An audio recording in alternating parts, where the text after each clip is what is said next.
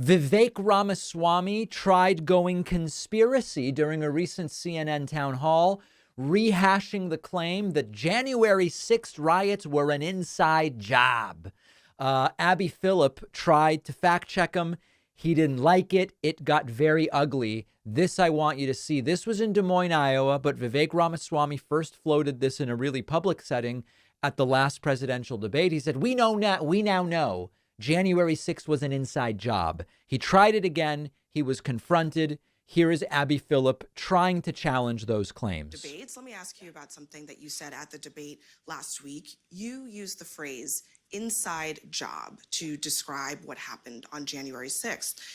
The next day, Capitol rioter Alan Hostetter highlighted your comments at his sentencing. He is going to prison for 11 years.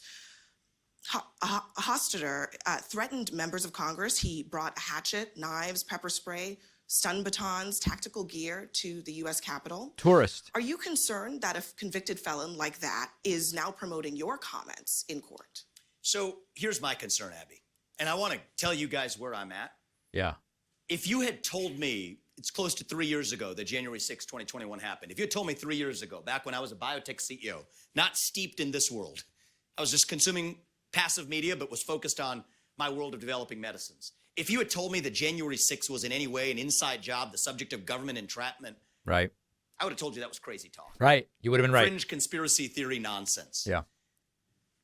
I can tell you now, having gone somewhat deep in this, it's not.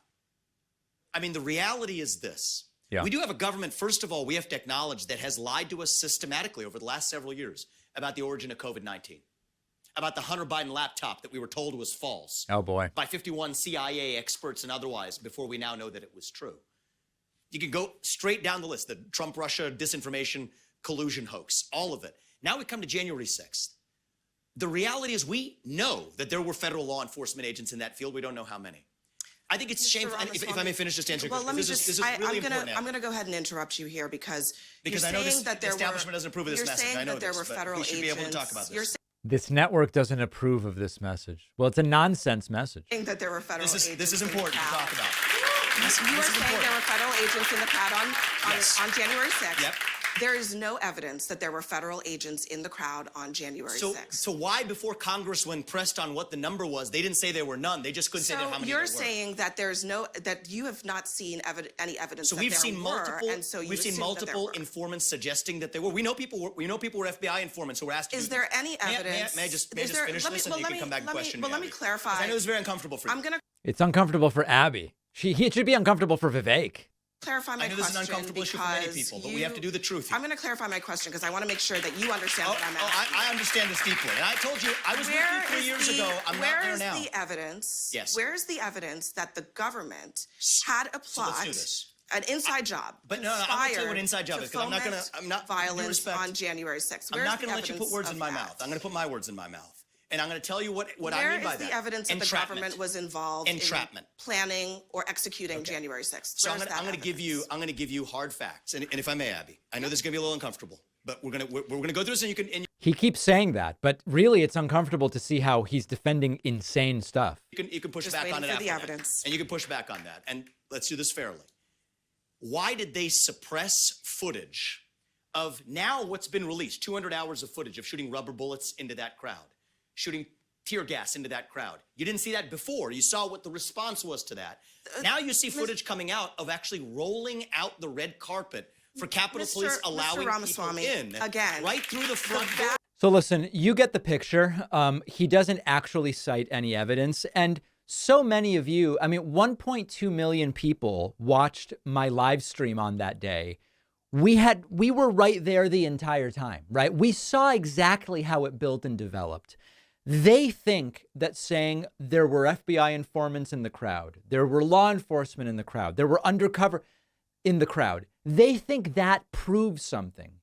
It doesn't. Anytime there are large crowds expected in D.C., you have undercover law enforcement. You have the fact that even if the presence of those individuals was a fact, it doesn't actually prove anything. The presence even of FBI informants. There are all sorts of FBI informants. that, we later learn are FBI informants, and they're basically allowed to just live their lives. If they want to go to a rally, they go to a rally. And yes, in some way, they are in touch with the FBI and providing information. That doesn't prove that it was entrapment or that the government organized it or any of it. I think Vivek's desperate. Vivek's losing badly.